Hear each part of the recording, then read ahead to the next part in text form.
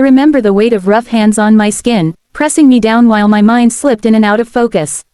Voices circled me, Richard's smug laugh, the low murmurs of other men, and the worst of all, the silence of my own husband sitting nearby. My dress was tugged, my body shifted as if I wasn't human anymore. I could barely open my eyes, but through the blur, I saw shadows leaning over me, lips on my skin, hands gripping me tightly while tears slid down my face. My husband watched, and he did nothing. My name is Claire, and I've been married to Daniel for 7 years.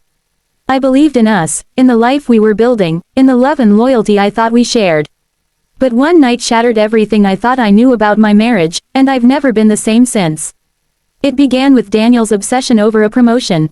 For months, he worked under Richard, his powerful, arrogant boss. Daniel would come home every night talking about how this promotion could change our lives, pay off debts, maybe even buy a house.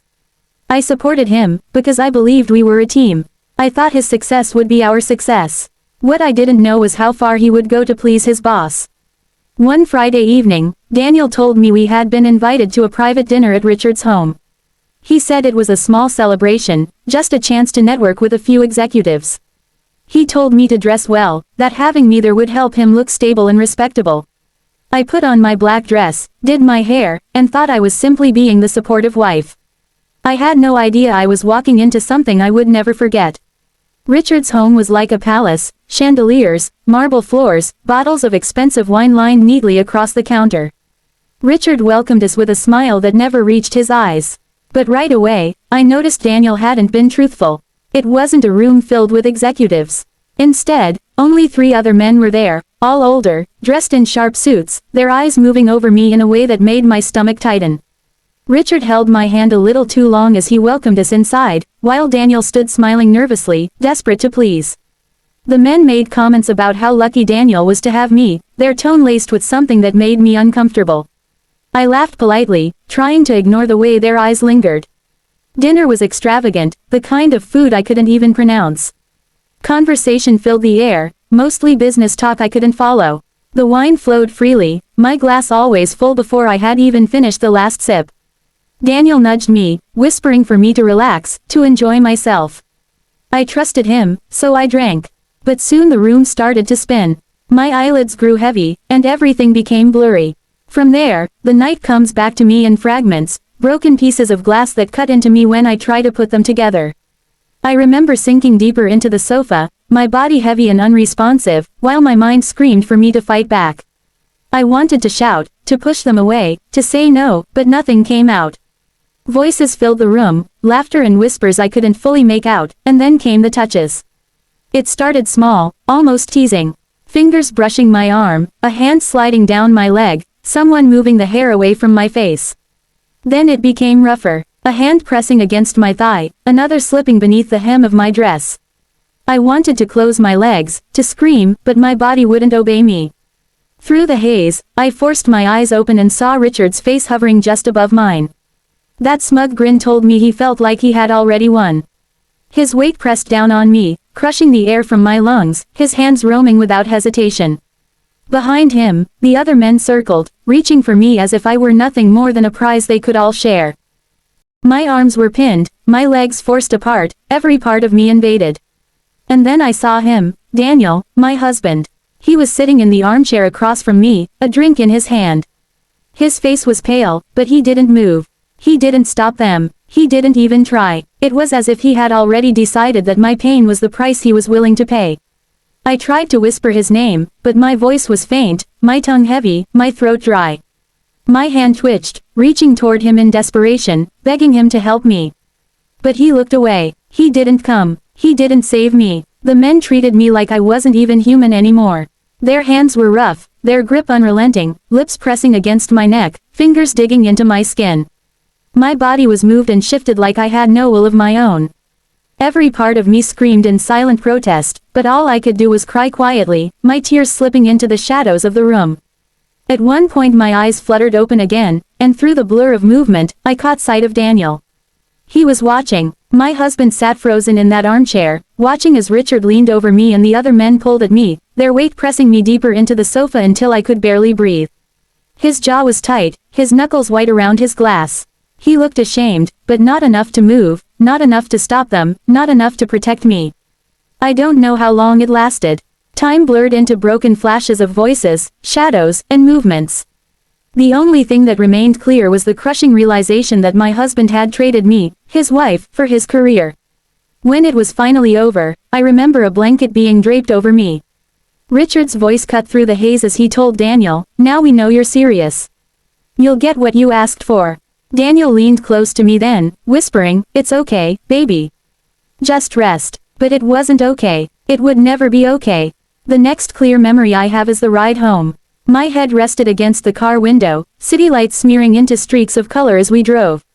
My body felt heavy, sore, no longer mine. Daniel gripped the steering wheel, his eyes locked on the road. He said nothing, not a word. I wanted to scream. I wanted to demand answers. I wanted to ask him how he could sit there and watch while I was broken in front of him. But all that left my throat were shallow breaths and the sound of a sob I couldn't swallow down. The silence between us was louder than any argument we had ever had. When we finally pulled into our driveway, I stumbled inside, leaning on the wall to keep myself steady. I turned to him, waiting, begging, for him to say something. I wanted him to say something, anything. An apology, a denial, even a lie. But Daniel just stood there, refusing to meet my eyes. My voice cracked as I finally whispered the only words I could find, "How could you?" He looked at me then, and what I saw has never left me. It wasn't guilt, it wasn't shame, it was desperation. "I did it for us," he whispered. "You don't understand. This promotion changes everything for us." My chest tightened as his words sank in. "You let them use me like I was nothing. Like I was for sale. And you sat there. You watched." My tears burned as they fell. "Do you even realize what they did to me? What you let them do?" Daniel stepped closer, reaching out, but I pulled back like his touch was poison. His voice shook as he said, "I had no choice. Richard made it clear, if I wasn't willing to prove my loyalty, to give him what he wanted, I'd never move up. Everything I've worked for would have been wasted." I stared at him in disbelief. This was my husband, the man who vowed to protect and cherish me. And here he was, justifying the fact that he had handed me over like a bargaining chip. That night, I slept in the guest room, curled up on the edge of the bed, sobbing silently until my body ached. My mind replayed everything, Richard's smirk, the hands pressing into me, Daniel's blank stare as he sat and watched. Even when I closed my eyes, it wouldn't stop. The nightmare followed me everywhere. The days that followed were worse. Daniel got the promotion, just like Richard had promised. He came home with the news, expecting me to celebrate with him. But I couldn't even look at him. Every time I tried, all I saw was that night, and the man who chose ambition over my dignity. I stopped eating. I stopped smiling. I stopped being myself. Because something inside me broke that night, something I know I will never get back. Weeks slipped into months, but I couldn't escape what had been done to me, or what my husband had allowed. Every morning I woke with a heavy weight on my chest, as if that night was still happening. The smallest things became triggers. The smell of cologne, the sound of glasses clinking, even the faintest touch on my arm. All of it dragged me back into the nightmare. Daniel acted as if life had returned to normal. He threw himself into his new position, coming home later each night, his pride shining through as if he had finally become the man he always wanted to be. But he didn't see me fading in front of him. Or maybe he did and chose to ignore it. I grew quieter, thinner, hollow, like a ghost in my own home. I tried to convince myself to forgive him. I told myself maybe I was overreacting, maybe this was the price of survival, maybe couples had endured worse. But every time I looked at him, all I could see was that night, him sitting in the chair, drink in hand, watching while I was broken. One evening at dinner, the silence between us felt unbearable. He scrolled through his phone, smiling at an email from work, while I sat across from him staring at the man I no longer recognized. My chest tightened until I finally spoke. "Do you even realize what you've done to me?" He looked up, startled. "What are you talking about?" "That night," I said, my voice trembling. "You sat there. You watched them touch me, press into me like I was nothing. And you didn't move." His face hardened. "I told you, I did it for us. It was one night, one sacrifice. And now look where we are. We're secure. We can finally have the life we wanted." I laughed bitterly through tears. "The life we wanted? Daniel, I don't even know who you are anymore. You didn't just betray me, you sold me. You let them break me, and you pretended it was for us. But it wasn't. It was for you. For your ambition, for your pride. He slammed his hand against the table. You think this was easy for me? You think I wanted that to happen? You think it didn't kill me to see it? I did what I had to do. That's how the world works. No, I whispered, shaking my head. That's how cowards work. The silence that followed was suffocating. Daniel finally reached across the table, his voice breaking. We can move past this. Please, don't throw us away. We had built a life together, but in my heart I knew it was already gone. The moment he chose his promotion over me, over us, our marriage ended. That night, I packed a bag. He begged me to stay, swore it would never happen again, and promised his love was real. But love doesn't look like that.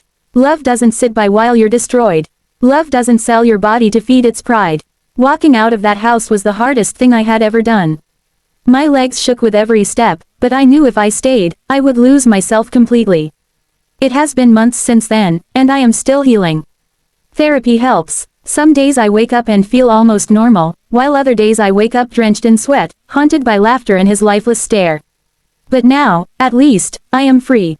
You might wonder why I never went to the police or tried to expose what happened. The truth is, I was terrified. He wasn't just one man, he was powerful, wealthy, and surrounded by others just like him. And the worst part, my own husband was part of it.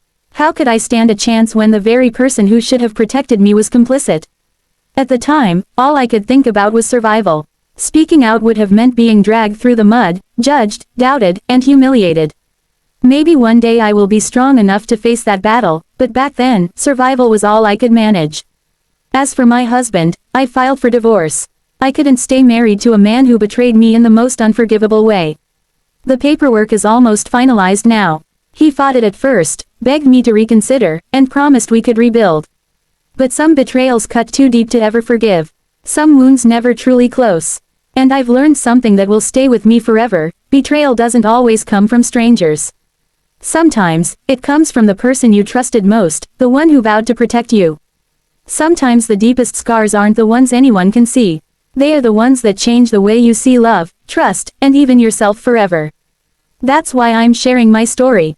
Not for pity and not for attention, but as a warning.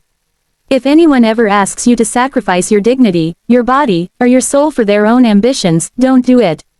No career, no amount of money, no promotion in the world is worth the cost of betrayal. If you stayed with me until the end, thank you. Stories like mine are not easy to tell, but maybe they will help someone else recognize the truth in their own life. And if this story touched you, please subscribe, turn on notifications, and share it with someone who needs to hear it. Your support means everything, and it allows us to keep bringing you more powerful true stories just like this one. This story is shared for awareness, education, and emotional support purposes only. Names, places, and certain details may be changed to protect privacy. We do not encourage or promote harmful behavior in any form. Viewer discretion is advised.